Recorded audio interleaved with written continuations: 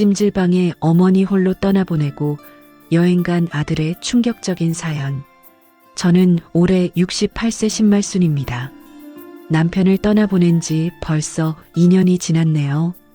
남편 치료비 때문에 집까지 담보로 잡혀서 40년 넘게 살던 우리 집을 떠나야 했어요. 지금은 도심 외곽 반지하에서 혼자 살고 있습니다. 보증금 500만 원에 월세 35만 원짜리 작은 원룸이죠. 창문도 작아서 햇빛이 거의 들지 않는 곳이에요. 그래도 마음속으로는 계속 다짐했어요. 애들한테 부담 주면 안 돼. 혼자서도 잘 살 수 있다고 보여줘야지. 아이들 앞에서는 절대 약한 모습 보이지 말자고 생각했거든요. 그런데 아들 민수가 점점 달라지기 시작했어요. 42살인 민수는 아버지가 살아계실 때만 해도 정말 다정한 아들이었거든요. 주말마다 찾아와서 아버지, 오늘 기분 어떠세요? 하며 소주 한 잔 따라드리고 저한테는 엄마 요즘 뭐하고 지내세요? 라며 진심으로 관심을 보여줬었어요.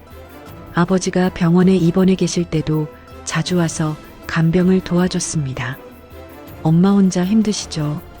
제가 오늘 밤 지킬게요 라며 병실 의자에서 잠을 자기도 했어요. 그때 민수를 보며 정말 든든했거든요. 역시 내 아들이야 라고 생각했었죠.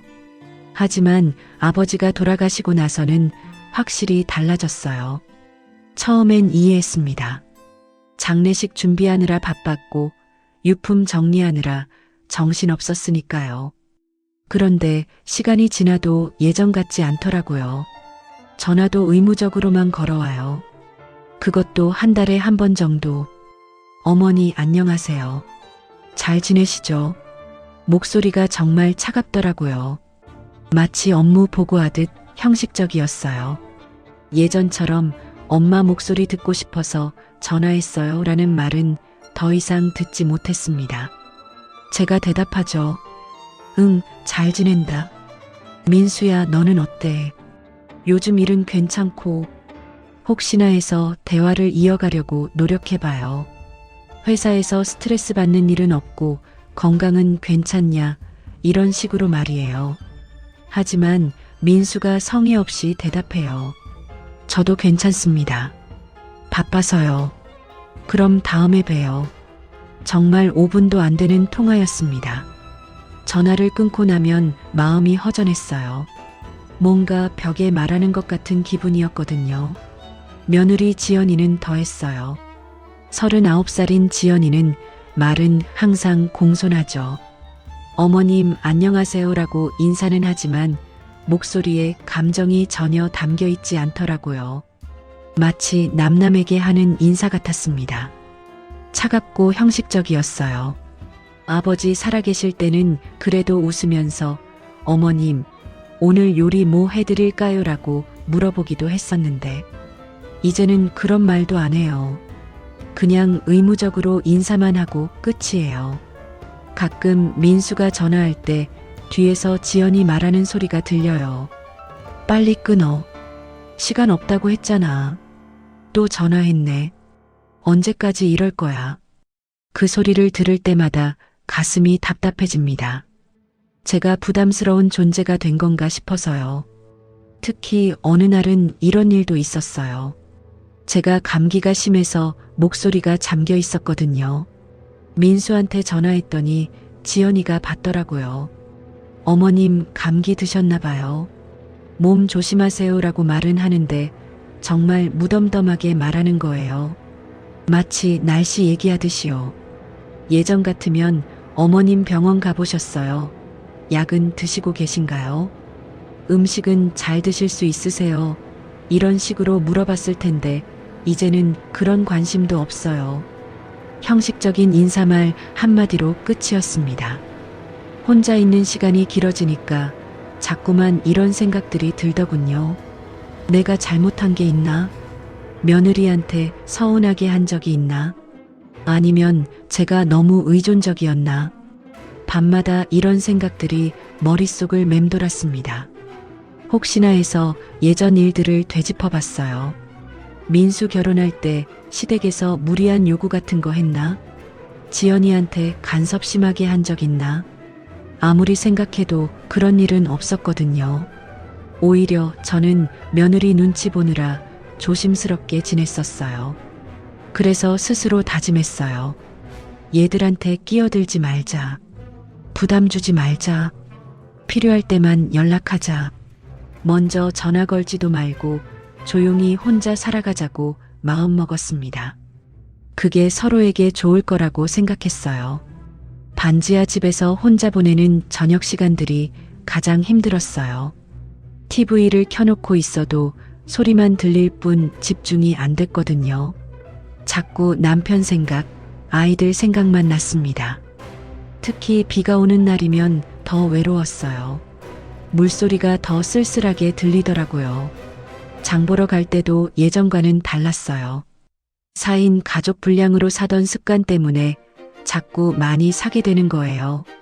배추도 한 통, 무도 한 개씩 사다가 혼자 먹기엔 너무 많다는 걸 깨닫고는 다시 반으로 줄이고 그런 일상이 반복됐습니다. 남편 제사나 기일 때나 아이들을 볼 수 있었어요. 그나마 그때라도 가족이 함께 모인다는 느낌을 받을 수 있었거든요. 하지만 그마저도 점점 의례적으로 변해가는 게 느껴졌습니다. 예전처럼 따뜻한 대화는 없었어요. 그냥 형식적으로 제사만 지내고 헤어지는 느낌이었습니다. 남편 기일이 다가왔어요. 벌써 3주기였습니다. 매년 이날이 오면 마음이 복잡해져요. 그립기도 하고 외롭기도 하고. 하지만 한편으로는 아이들을 볼 수 있는 날이기도 해서 기다려지더라고요. 민수와 지연에게 전화를 걸었어요. 민수야, 아버지 기일이니까 부산에 같이 가자. 오랜만에 가족끼리 시간도 보내고. 민수가 잠깐 뜸을 들이더니 말하더라고요. 알겠습니다. 그럼 그날 가겠습니다. 목소리에서 내키지 않는 기색이 느껴졌지만 그래도 온다고 하니까 마음이 설렜어요. 혹시 이번 기회에 예전처럼 가족 같은 느낌을 되찾을 수 있을까 하는 기대가 생겼거든요. 기일 며칠 전부터 준비를 시작했어요. 남편이 좋아했던 음식들을 하나하나 준비하려니까 마음이 짠하더군요. 제사상에 올릴 나물들도 정성껏 무치고 전도 여러 가지 부쳤습니다. 애호박전, 동태전, 새우전까지. 손목이 아파도 계속 뒤집고 했어요. 특히 민수가 어릴 때부터 좋아했던 돼지국밥도 준비했어요. 사고를 하루 전날부터 우려서 진한 육수를 만들고 돼지고기도 푹 삶아서 부드럽게 준비했습니다. 민수가 이거 먹고 좋아할 거야 라고 생각하니까 힘든 것도 잊을만 했어요. 당일 아침 일찍 민수와 지연이 도착했어요. 오랜만에 보는 아이들이라 반가웠는데 둘 다 표정이 좀 어둡더라고요. 인사도 형식적으로 했어요. 어머님 안녕하세요. 엄마 왔습니다. 지연이 집안을 둘러보더니 말하더라고요. 여기까지 오니까 정말 힘드네요. 교통도 불편하고. 민수도 거들었어요. 맞아요. 지하철 갈아타고 버스까지 타니까 진짜 멀어요. 첫 마디부터 불평이었습니다. 저는 밝게 대답했어요. 그래도 와줘서 고맙다. 엄마가 맛있는 거 준비해놨으니까 먼저 먹자. 정성껏 준비한 음식들을 상에 차려놨거든요. 그런데 둘 다 별로 관심 없는 표정이더라고요. 민수가 돼지국밥을 한 숟가락 떠먹고는 말했어요. 엄마, 요즘엔 이런 음식 잘 안 먹어요. 기름져서 부담스럽거든요. 지연이도 거들더라고요. 요즘 건강 관리하느라 담백한 것만 먹고 있어요. 제가 정성껏 만든 음식을 그렇게 말하니까 마음이 상했어요. 하지만 티내지 않으려고 했죠. 그럼 다른 거 먹어. 나물도 있고 전도 있잖아. 그런데 그것도 몇 젓가락 집어먹고는 그만두더라고요. 식사 내내 둘이 계속 불평했어요. 집이 너무 습해요. 공기도 안 좋고 다음번엔 서울에서 간단히 제사 지내면 안 될까요? 들으면서 정말 마음이 무거웠습니다. 가족 묘역으로 향할 때도 마찬가지였어요. 택시를 타고 가면서 지연이 계속 투덜거렸거든요. 택시비도 많이 나오네요. 이렇게 멀리 있으니까. 민수도 정말 불편해요라고 맞장구 쳤어요. 묘역에 도착해서 성묘를 하는데도 둘 다 얼른 끝내고 싶어하는 기색이 역력했어요. 예전에는 아버지 무덤 앞에서 이런저런 얘기도 하고 추억도 나누곤 했는데 이번에는 그냥 절만 하고 끝이었습니다. 아버지 잘 계세요라고 인사하는 것도 의무적으로 하더라고요. 진심이 담겨 있지 않은 게 느껴졌어요. 저는 남편 무덤 앞에서 한참을 앉아 있고 싶었는데 아이들이 빨리 돌아가자는 눈치를 주니까 어쩔 수 없이 일어섰습니다. 집으로 돌아와서도 분위기가 좋지 않았어요. 민수가 말했거든요. 엄마, 이제 이런 건 좀 줄이면 안 될까요? 매년 이렇게 하니까 저희도 부담스럽고요. 지연이도 거들었어요. 요즘 워낙 바쁘잖아요. 간단히 추도식 정도로 하면 어떨까요? 그 말을 들으니까 가슴이 답답해지더라고요. 아버지를 제대로 기리고 싶다는 마음인데 그게 부담스럽다니. 하지만 아이들한테 미움받고 싶지 않아서 그냥 그래, 알겠다고 대답했어요. 그런데 분위기가 너무 삭막하니까 어떻게 해야 할지 모르겠더라고요. 예전처럼 화목한 가족이 되고 싶은데 방법을 모르겠어서 답답했어요. 그때 문득 생각이 났습니다. 평소에 준비해둔 용돈 봉투가 있었거든요. 민수야, 지연아, 이거 받아 하면서 각각 20만 원씩 들어있는 봉투를 내밀었어요. 사실 제게는 작지 않은 돈이었거든요. 한 달 생활비에서 아껴서 모은 돈이었으니까요. 그런데 정말 놀라운 일이 일어났어요.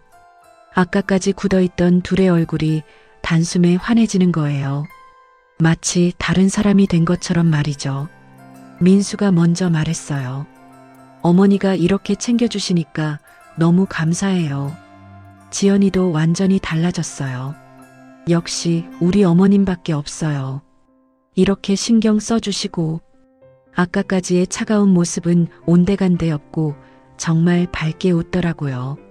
심지어 제 팔까지 꼭 안으면서 애교를 부리는 거예요. 민수도 갑자기 다정해졌어요. 엄마 정말 고마워요. 저희가 힘들 때 이렇게 도와주시고 역시 우리 엄마가 최고예요. 아까까지 불평하던 사람이 맞나 싶을 정도로 180도 달라진 모습이었어요. 제가 그 모습을 보면서 웃었어요. 아이들이 좋아하니까 저도 기분이 좋더라고요.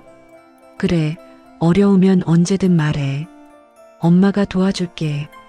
그런 말을 하면서도 한편으로는 뭔가 이상한 기분이 들었어요. 둘이 갑자기 어머님 건강 잘 챙기세요. 자주 연락드릴게요. 다음에 또 올게요. 이런 말들을 쏟아내더라고요. 용돈 봉투를 받기 전후가 너무 달라서 어리둥절했습니다. 저녁 먹을 때도 분위기가 완전히 바뀌었어요. 아까까지 기름지다고 투덜대던 돼지국밥을 민수가 맛있게 먹더라고요. 엄마 손맛은 역시 다르네요. 이런 맛은 어디서도 못 먹어요. 지연이도 어머님 요리 솜씨가 정말 대단해요라고 칭찬했어요. 하지만 제가 보기에는 억지로 하는 것 같았어요. 진심에서 우러나는 칭찬이 아니라 용돈을 받았으니까 의무적으로 하는 말 같았거든요. 그런 생각이 드니까 음식 맛도 없어지더라고요. 저는 밝게 웃으면서 대답했어요. 그래, 그럼 많이 먹어. 더 해줄까? 하지만 가슴 깊은 곳에서는 뭔가 쓴맛 같은 서늘함이 올라왔습니다. 정말 이상한 기분이었어요. 용돈을 받기 전에는 저를 부담스러워하고 성가시게 여기더니 돈을 받은 후에는 갑자기 다정해지고 고마워하는 거예요. 그 변화가 너무 극명해서 충격적이었습니다. 마치 제가 돈 주는 기계 같은 느낌이 들었거든요. 아이들이 돌아간 후에 혼자 앉아서 생각해 봤어요. 과연 저희가 가족일까? 아니면 그냥 필요에 의해 만나는 사이일까? 용돈 봉투 하나로 이렇게까지 달라질 수 있나 싶어서 마음이 복잡했어요. 기일이 끝나고 며칠이 지났어요. 그날의 일들을 생각하면 마음이 복잡했습니다. 용돈을 받기 전과 후의 아이들 모습이 너무 달랐거든요. 하지만 그래도 함께 시간을 보낸 건 좋았다고 스스로를 위로했어요. 평소처럼 조용한 하루를 보내고 있는데 갑자기 전화벨이 울렸습니다. 발신자를 보니 민수더라고요.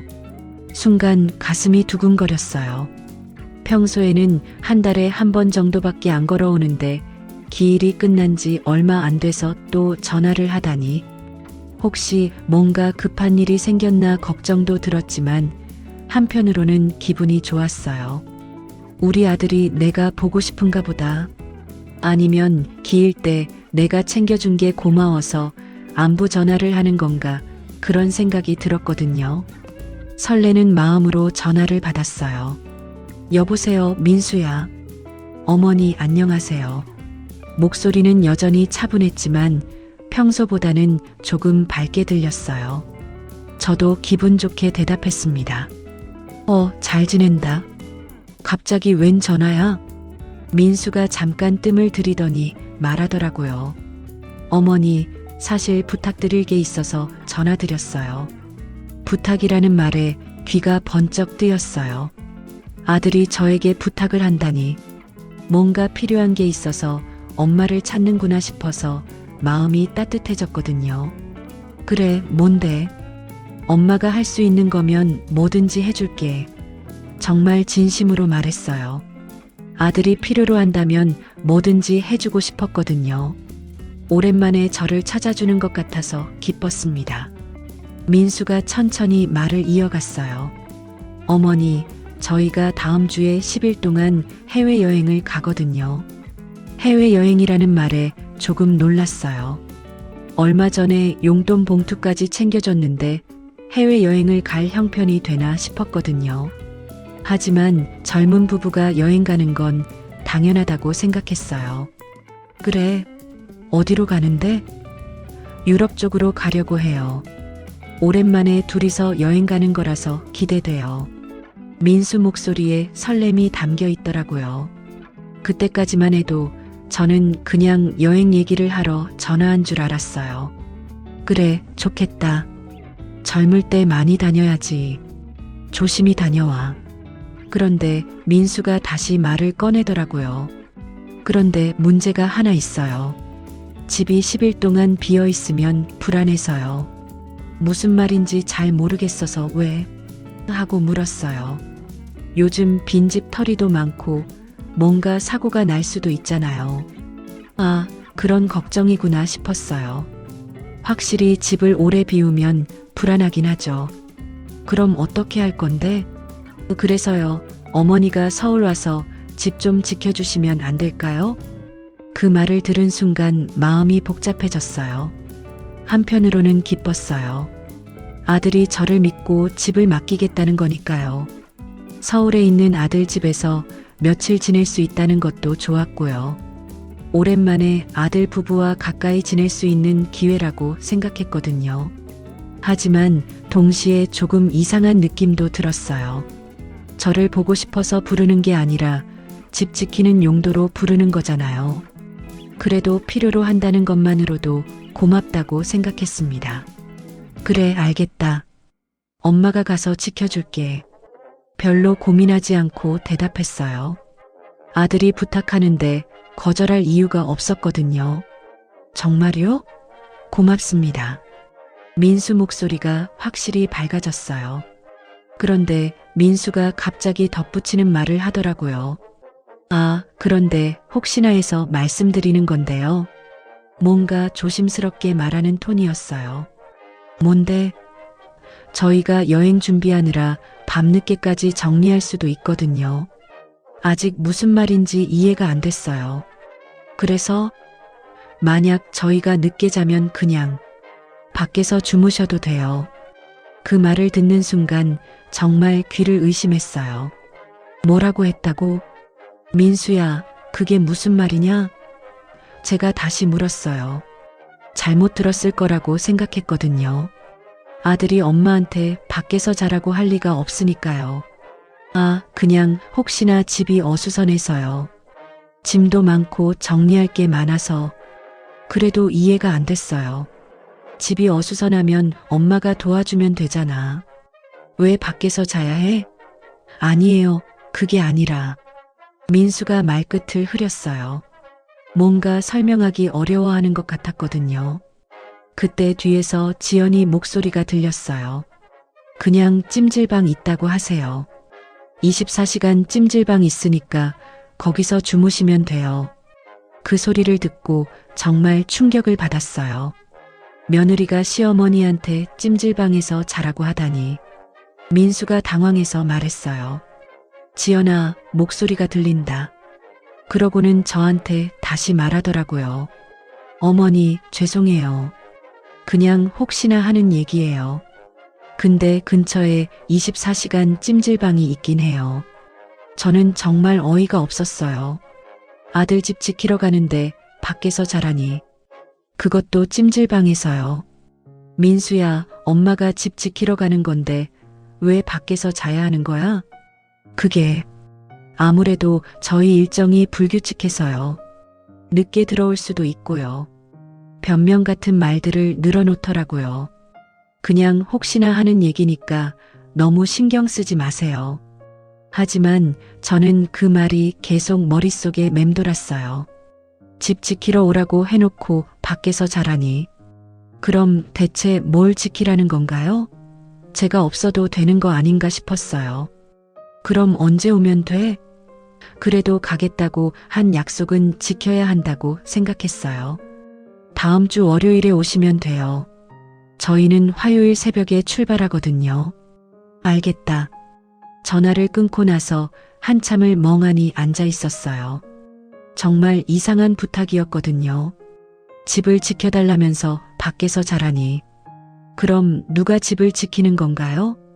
그때는 몰랐어요. 그 말이 정말로 현실이 될 줄은. 아들이 설마 진짜로 엄마를 밖에서 재울까 봐서는 상상도 못했거든요. 그냥 농담 반, 진담 반으로 한 말이겠거니 했어요. 하지만 왠지 모르게 불안한 기분이 들었어요. 뭔가 잘못될 것 같은 예감이 있었거든요. 그래도 아들이 부탁하는 일인데 거절할 수는 없다고 생각했습니다. 괜찮아, 가서 보면 알겠지. 스스로를 다독이며 서울 갈 준비를 시작했어요. 며칠 있을 짐을 싸고 아들네 집에서 해줄 음식도 생각해봤어요. 그래도 기대가 되었거든요. 하지만 그때 제가 알았다면, 그 말이 얼마나 잔인한 현실이 될지 알았다면 절대 가지 않았을 거예요. 아니, 가더라도 마음의 준비라도 했을 텐데. 그런 생각도 전혀 못했어요. 그날 밤 잠자리에 들면서도 계속 그 말이 떠올랐어요. 밖에서 주무셔도 돼요. 정말 이상한 말이었어요. 하지만 설마 진짜일까봐 그냥 넘어갔어요. 그게 제 인생 최대의 실수였습니다. 약속한 날이 됐어요. 부산에서 서울로 가는 KTX표를 미리 예약해뒀거든요. 아침 일찍 가려고 했는데 표가 없어서 오후 늦은 시간 걸로 예약할 수밖에 없었어요. 오후 6시 출발이었습니다. 짐을 싸면서도 계속 신경이 쓰였어요. 며칠 동안 있을 옷까지며 아들네에서 해줄 반찬 재료까지 챙기다 보니 가방이 꽤 무거워졌어요. 나이가 들어서 그런지 예전보다 힘이 많이 부족하더라고요. 기차에 오르면서 마음이 설렜어요. 오랜만에 아들네 집에서 지낼 생각을 하니까 기분이 좋았거든요.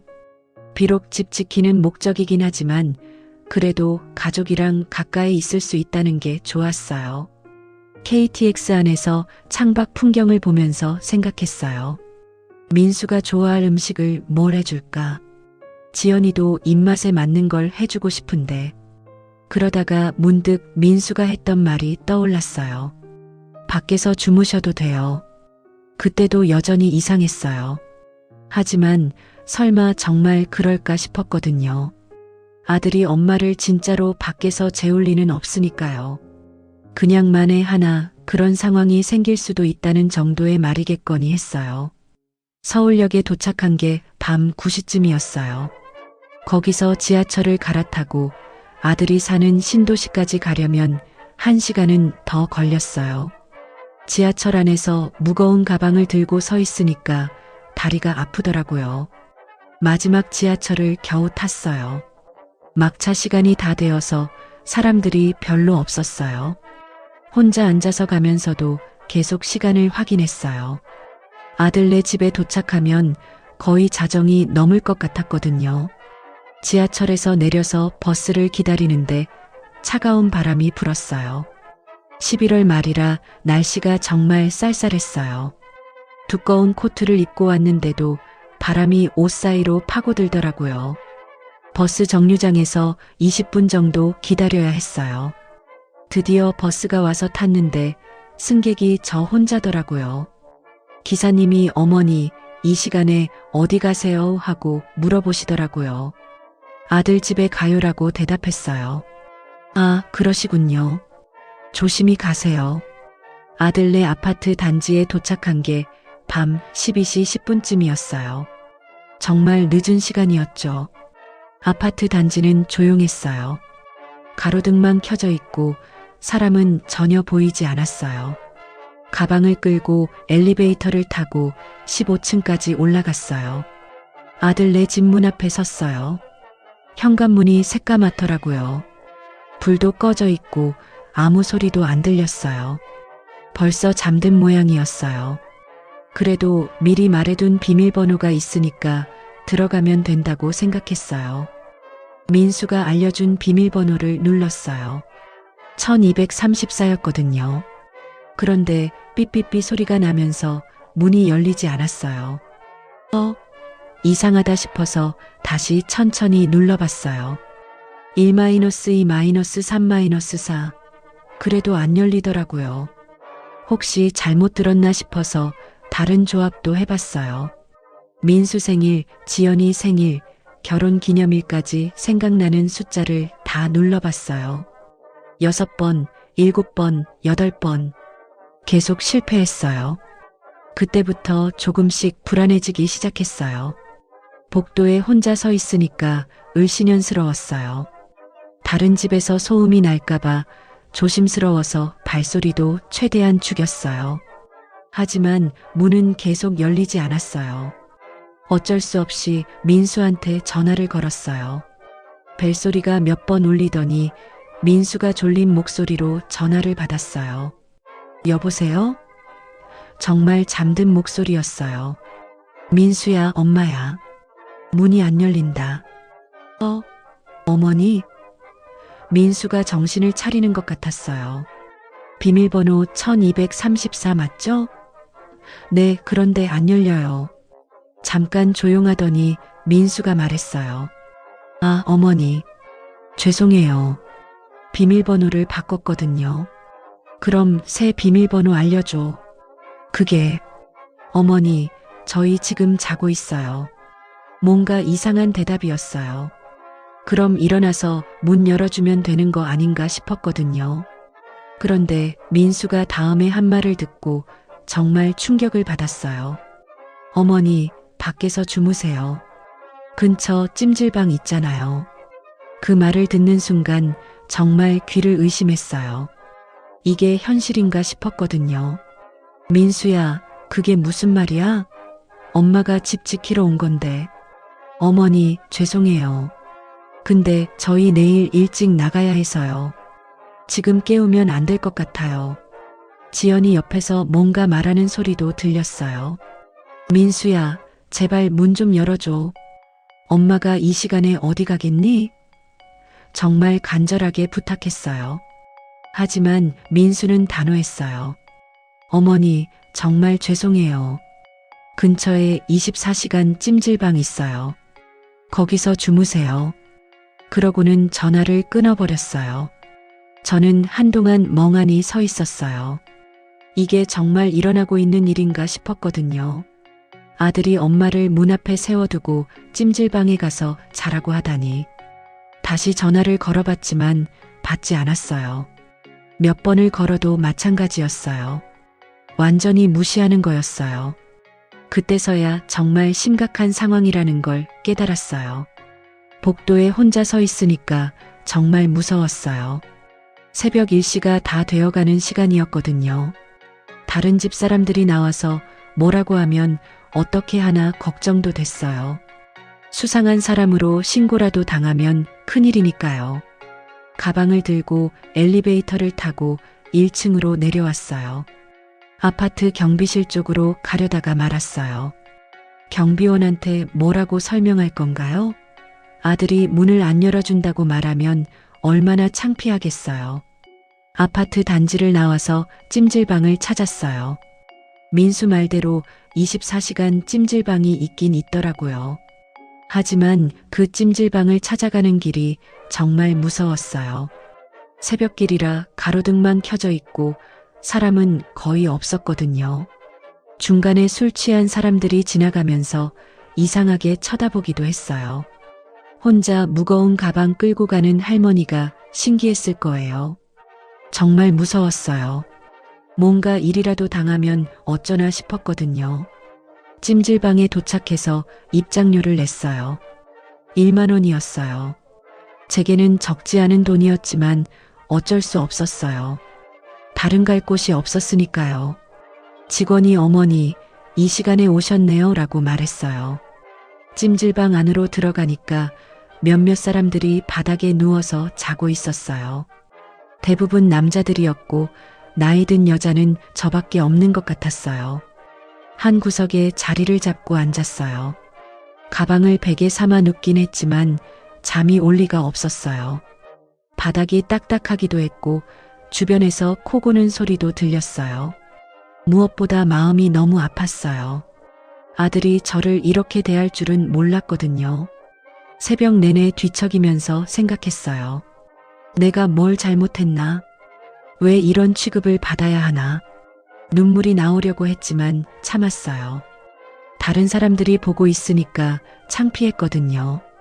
그렇게 긴긴 밤을 보냈어요. 찜질방 한 구석에서 홀로 밤을 지새우면서 정말 많은 생각을 했어요. 아들에 대한 실망감, 며느리에 대한 원망, 그리고 제 자신에 대한 자괴감까지. 평생 이런 굴욕을 당할 줄은 몰랐어요. 찜질방에서 보낸 밤은 정말 길었어요.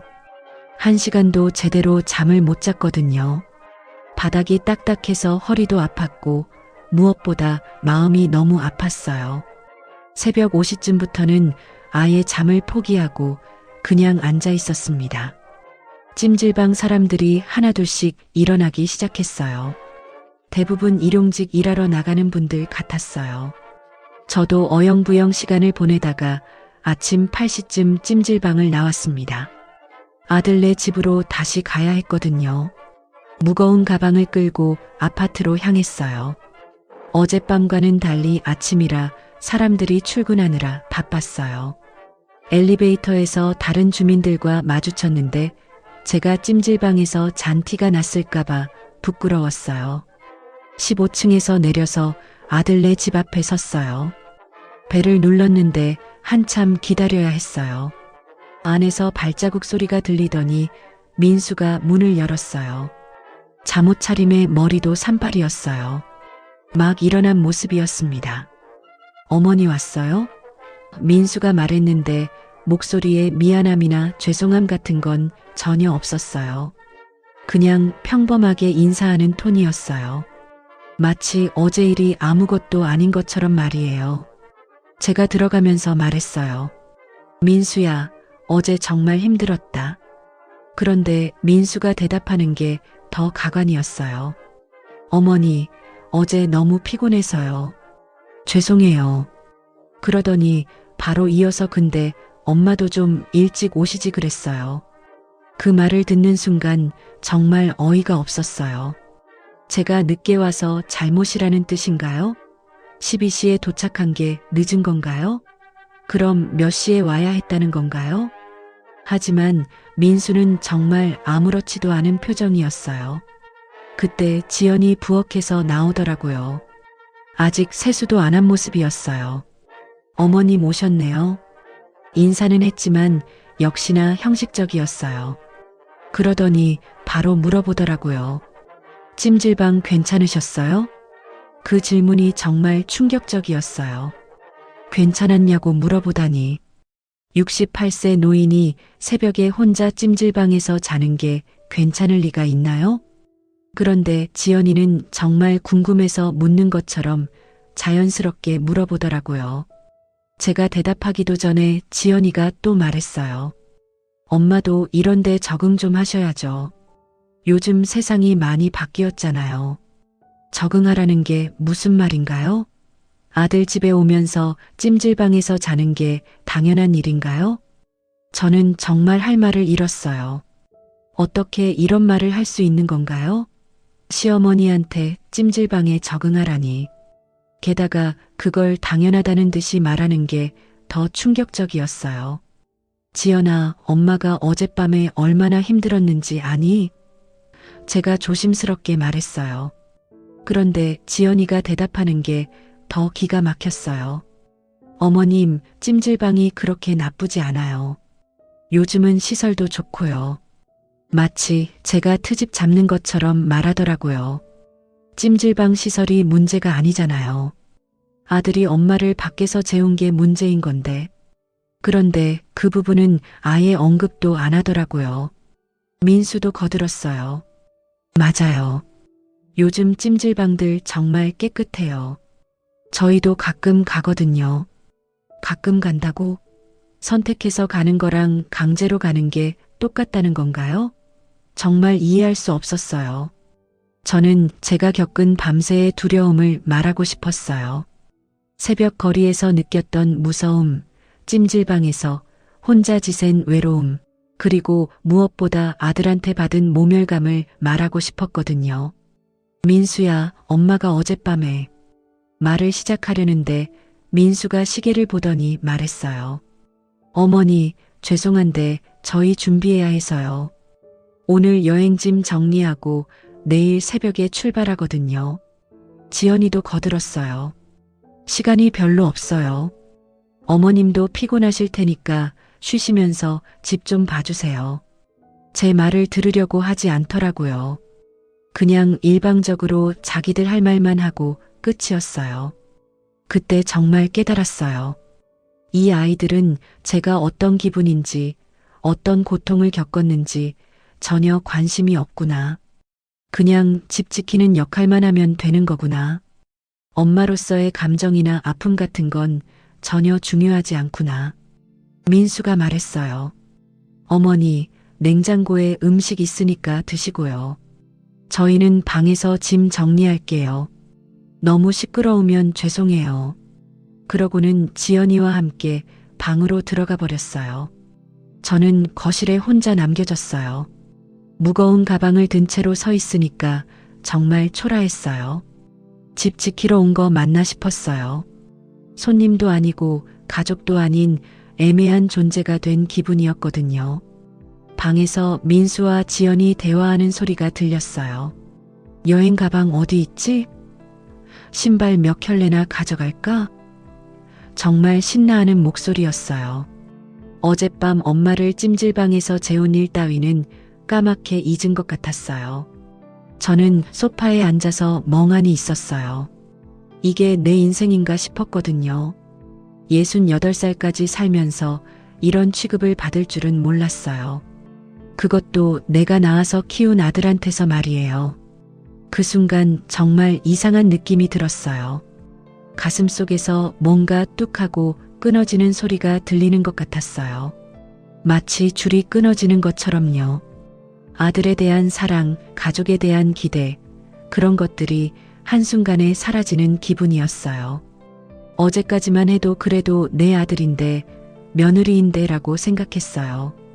이해하려고 노력했고 용서하려고 했어요. 하지만 이제는 그런 마음이 전혀 들지 않았어요. 완전히 남남이 된 기분이었거든요. 30분쯤 지나니까 민수가 나왔어요. 어머니, 저희 마트 가서 여행용품 좀 사고 올게요. 집 잘 봐주세요. 그러고는 지연이와 함께 나가버렸어요. 인사도 대충 하고 말이에요. 집에 혼자 남겨지니까 정말 허전했어요. 이게 집 지키기인가 싶었어요. 그냥 빈집에 혼자 있는 거잖아요. 그럼 굳이 제가 올 필요가 있었나 생각이 들었어요. 저는 그때 결심했어요. 이제 더 이상 이런 취급받지 않겠다고. 아들이고 며느리고 상관없이 저도 제 자존심이 있는 사람이라고. 그 뚝하고 끊어진 게 바로 그런 감정이었어요. 아들 부부가 해외여행을 떠난 게 어제였어요. 드디어 집에 혼자 남게 됐습니다. 사실 좀 안도가 되더라고요. 그동안 눈치만 보며 지냈는데 이제야 편하게 집안을 둘러볼 수 있었거든요. 처음 이 집에 와서는 여행 준비에 바빠서 제대로 못 봤는데 이제 자세히 보니까 정말 좋은 집이었어요. 거실에 들어서면 바로 보이는 대리석 바닥이 반질반질하게 빛나고 천장에 달린 조명들도 호텔 같았어요. 주방도 정말 넓었어요. 싱크대며 가스레인지며 다 최신 제품들이더라고요. 냉장고도 양문형으로 엄청 크고 전자레인지며 식기세척기까지 없는 게 없었어요. 제가 사는 반지하와는 정말 천지 차이였습니다. 거실에 있는 소파도 가죽 소파였고 TV도 벽에 걸린 대형 TV였어요. 책장에는 멋있는 책들이 가지런히 꽂혀 있고 벽에는 액자들이 센스 있게 걸려 있었어요. 정말 잡지에서나 볼 법한 집이었거든요. 하지만 이상하게도 어디에서도 따뜻한 느낌이 들지 않았어요. 너무 깨끗하고 정돈되어 있어서 오히려 차가운 느낌이었거든요. 마치 사진 속 쇼룸에 들어와 있는 기분이었어요. 사람이 살고 있다는 흔적이 별로 없더라고요. 민수방에도 들어가 봤어요. 침대며 옷장이며 다 깔끔하게 정리되어 있었는데 역시나 딱딱한 느낌이었어요. 예전 민수방은 따뜻했는데 지금은 완전히 달랐어요. 마치 호텔방 같았거든요. 그러다가 문득 지연이가 떠나기 전에 한 말이 떠올랐어요. 어머님, 저희 없는 동안 집 좀 정리해 주시고 반찬도 부탁드릴게요. 민수가 어머님 음식 좋아하잖아요. 그때는 그냥 넘어갔는데 지금 생각해 보니까 기분이 이상했어요. 집을 지켜달라고 해놓고 집안일까지 하라고 저를 뭐로 보는 건가 싶었어요. 가정부로 생각하는 건가? 그런 생각이 들면서 가슴 한편이 서늘하게 식는 걸 느꼈어요. 주방에서 뭘 해줄까 생각하다가 주변을 둘러봤어요. 그런데 주방 옆에 있는 서류함이 어정쩡하게 열려 있는 걸 발견했어요. 보통 때라면 들여다보지 않았을 텐데 왠지 신경이 쓰이더라고요. 무심코 문을 제대로 열어봤어요.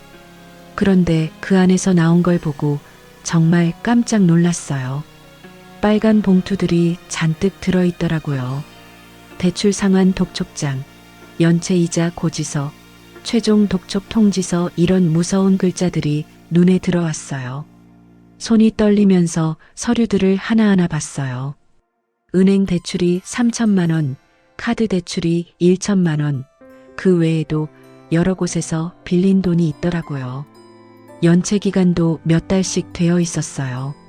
정말 심각한 상황이었습니다. 그뿐만 아니라 독촉 전화 기록도 있었어요. 하루에 몇십 통씩 온 기록들이요. 보면서 정말 충격적이었어요. 겉으로는 이렇게 좋은 집에 살면서 속으로는 이런 어려움을 겪고 있었다니. 그 순간 모든 게 이해됐어요. 왜 집을 지켜달라고 했는지, 왜 저를 이렇게 가볍게 대했는지. 혹시 집에 무슨 일이라도 생기면 보험 문제가 있을 수도 있고 빈집이라는 게 알려지면 더 곤란할 수도 있으니까요. 결국 저는 그냥 집 지키는 도구였던 거예요.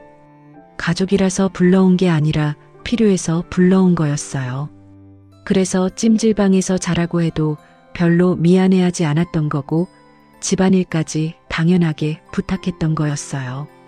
냉장고 문을 열어봤어요. 안에는 술병 몇 개와 배달 음식 용기들만 들어 있었어요. 야채 칸은 거의 비어 있고 반찬이라고 할 만한 것도 없었어요. 겉으로는 이렇게 화려한 집인데 냉장고 속은 정말 썰렁했어요.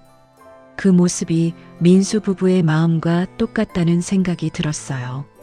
겉으로는 화려하게 살고 있지만 속은 엉망이고, 겉으로는 저를 챙기는 척하지만 속으로는 이용만 하려고 하는 거 아닌가 싶었거든요. 갑자기 화가 나기 시작했어요. 제가 모호구인가요? 아들이라고 며느리라고 해서 이렇게 함부로 대해도 되는 건가요? 저도 사람인데 이렇게 취급받을 이유가 없잖아요. 그때부터 제 눈에서 따뜻함이 사라졌어요. 아들에 대한 사랑, 가족에 대한 기대, 그런 것들이 한순간에 차갑게 식어버렸거든요. 대신에 조용한 결심이 마음속에서 고개를 들었어요. 그래, 나는 이 집의 식모가 아니다. 마음속으로 중얼거렸어요. 너희를 위해서가 아니라 너희 때문에 더 이상 상처받지 않기 위해 떠나는 거다. 그렇게 마음먹으니까 오히려 시원했어요. 이제야 정신을 차린 것 같았거든요. 68살까지 살면서 이런 취급받을 이유가 없잖아요. 아들이고 며느리고 상관없이 저도 제 자존심이 있는 사람이니까요. 부엌에 들어가서 소고기 무국을 끓이기 시작했어요. 민수가 어릴 때부터 좋아했던 음식이었거든요. 하지만 이번에는 다른 마음으로 끓였어요. 마지막으로 해주는 음식이라는 생각으로요. 국물이 끓어오르는데 갑자기 더 이상 할 필요가 없다는 생각이 들었어요. 왜 끝까지 해줘야 하나요? 저를 이렇게 대하는 사람들한테 왜 정성을 다해야 하나요?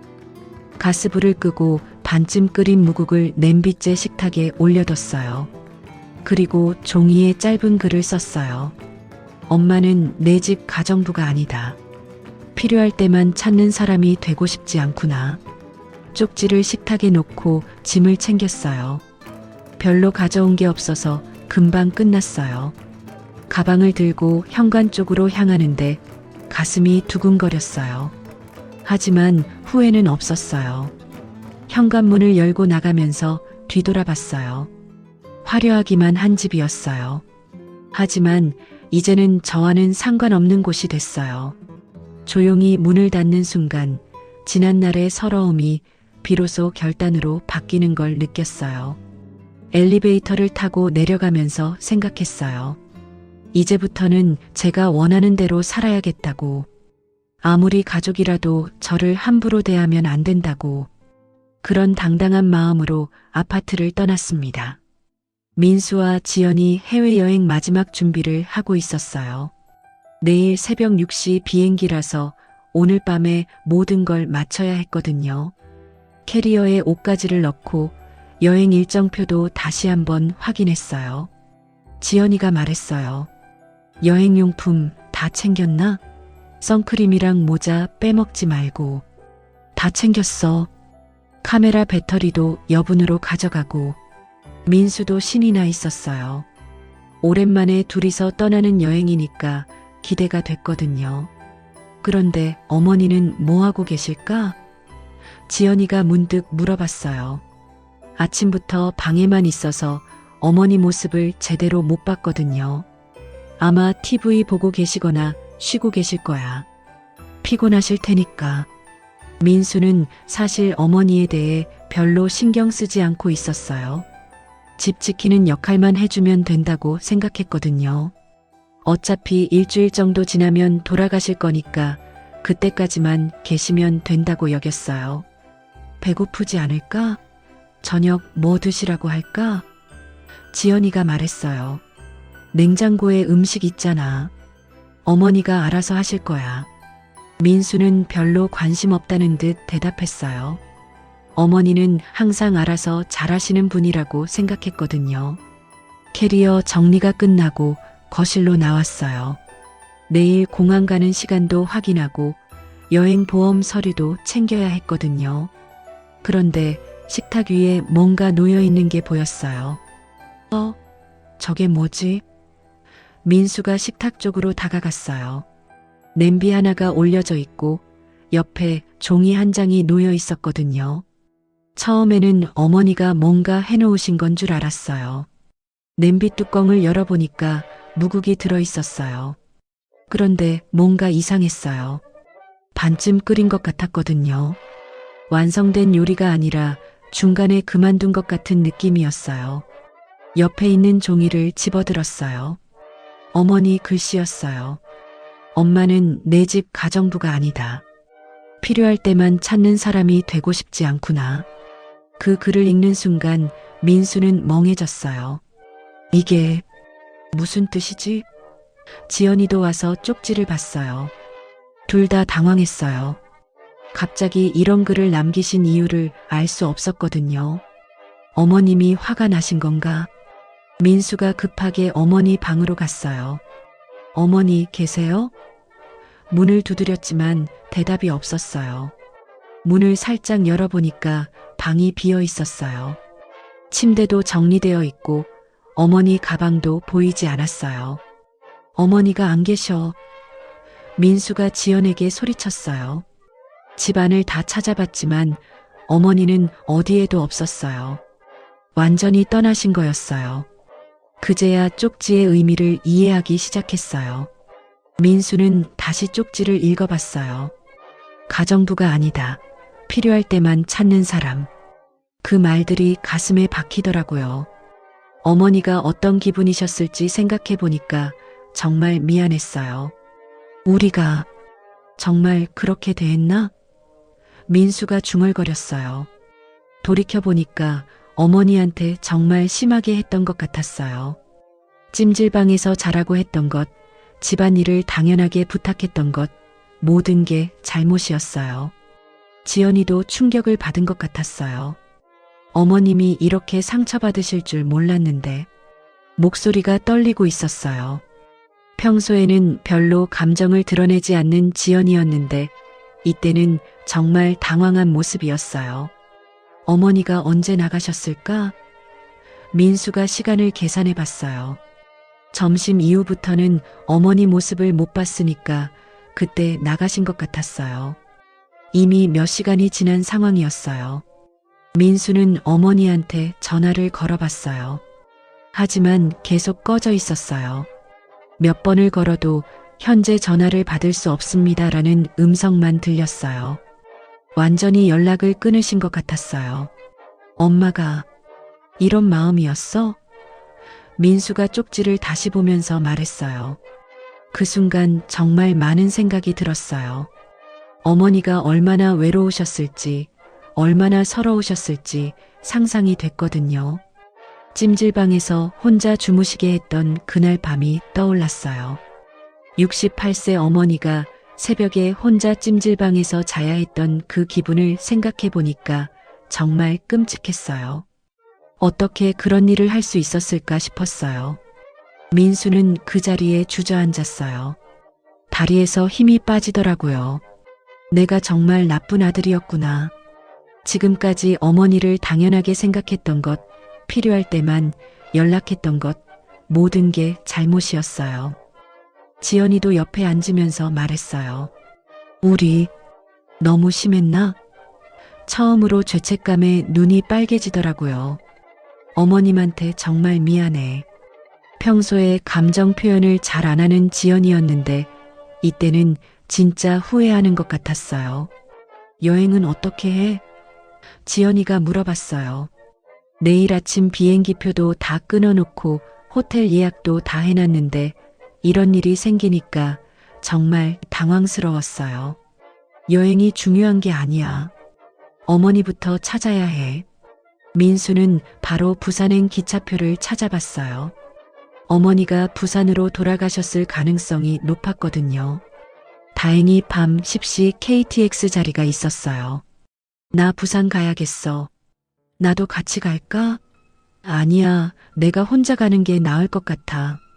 급하게 짐을 쌌어요. 여행용 캐리어 대신 간단한 가방 하나만 들었어요. 어머니한테 사과하러 가는 길이니까 거창한 짐은 필요 없었어요. 마음만 가져가면 되는 거였으니까요. 지연이가 걱정스럽게 말했어요. 어머님이 우리를 용서해 주실까? 모르겠어. 하지만 가서 진심으로 사과드려야지. 우리가 정말 잘못했으니까. 민수는 정말 후회하고 있었어요. 기차 시간이 얼마 남지 않아서 급하게 나갔어요. 지하철을 타고 서울역으로 향하는데 내내 어머니 생각만 났어요. 지금쯤 부산에 도착하셨을까? 얼마나 상처받으셨을까? 그런 생각들 말이에요. 기차에 올라탄 민수는 창밖을 보면서 생각했어요. 어머니한테 뭐라고 사과를 해야 할까? 진심이 전해질까? 정말 미안했어요. 어머니가 원하는 건 거창한 게 아니었는데 왜 그걸 몰랐을까 싶었어요. 부산까지 가는 3시간 동안 민수는 계속 자책했어요. 어머니에 대한 기억들이 하나씩 떠올랐어요. 어릴 때 아프면 밤새 간병해 주셨던 일, 용돈 부족하면 몰래 챙겨주셨던 일, 그런 따뜻한 추억들이 말이에요. 그런 어머니를 이렇게 대했다니 정말 후회만급이었어요. 이제라도 늦지 않았으니까 어머니한테 진심으로 사과하고 예전처럼 따뜻한 가족이 되고 싶었어요. 서울에서 돌아온 지 하루가 지났어요. 부산 반지하 집으로 돌아오니까 마음이 편했어요. 비록 좁고 어둡지만 그래도 제 집이니까 자유로웠거든요. 아무한테 눈치 볼 필요도 없고 제가 원하는 대로 할 수 있었어요. 민수한테서는 연락이 없었어요. 전화도 문자도 없었어요. 아마 여행 떠났을 거라고 생각했어요. 제가 남긴 쪽지를 봤을 테니까 어떤 생각을 할지는 모르겠지만 아마 별로 신경 쓰지 않을 거라고 여겼어요. 오히려 속이 시원했어요. 그동안 꾹꾹 눌러왔던 마음을 드디어 표현한 기분이었거든요. 68년을 살면서 이렇게 당당하게 제 의견을 말한 적이 별로 없었는데 이번엔 확실하게 했어요. 집에서 혼자 저녁을 먹으면서 생각했어요. 앞으로 어떻게 살아야 할까? 아들한테 의존하지 말고 정말 혼자 힘으로 살아가야겠다고 다짐했어요. 나이는 들었지만 아직 건강하니까 충분히 할 수 있을 거라고 생각했거든요. 그날 밤 일찍 잠자리에 들었어요. 서울에서 겪었던 일들 때문에 정신적으로 많이 피곤했거든요. 찜질방에서 잔 것도 며칠 전인데 아직도 그 서러움이 남아 있었어요. 하지만 이제는 그런 일 없을 거라고 생각하니까 마음이 편했어요. 다음 날 아침 일찍 일어나서 집 정리를 했어요. 며칠 비웠던 집이라 먼지도 쌓이고 공기도 탁했거든요. 창문을 열고 환기를 시키고 바닥도 닦고 빨래도 했어요. 혼자 하는 집안일이지만 누구 눈치 볼 필요 없으니까 편했어요. 점심을 간단히 먹고 TV를 보고 있는데 갑자기 누군가 문을 두드리는 소리가 들렸어요. 누구지 싶어서 문 쪽으로 갔어요. 누구세요? 하고 물어봤는데 익숙한 목소리가 들렸어요. 엄마, 저예요. 민수예요. 정말 깜짝 놀랐어요. 민수가 부산까지 왔다고? 여행 가지 않았나 싶었는데 왜 여기까지 왔을까 궁금했어요. 하지만 마음 한편으로는 조금 기분이 복잡했어요. 문을 열어보니까 정말 민수가 서 있었어요. 그런데 평소와는 완전히 다른 모습이었어요. 얼굴이 상기되어 있고 눈도 빨갛게 되어 있었어요. 마치 울고 온 것 같은 얼굴이었거든요. 민수야, 여행은 안 갔어? 제가 물어봤어요. 엄마, 죄송해요. 민수가 고개를 숙이면서 말했어요. 목소리가 떨리고 있었어요.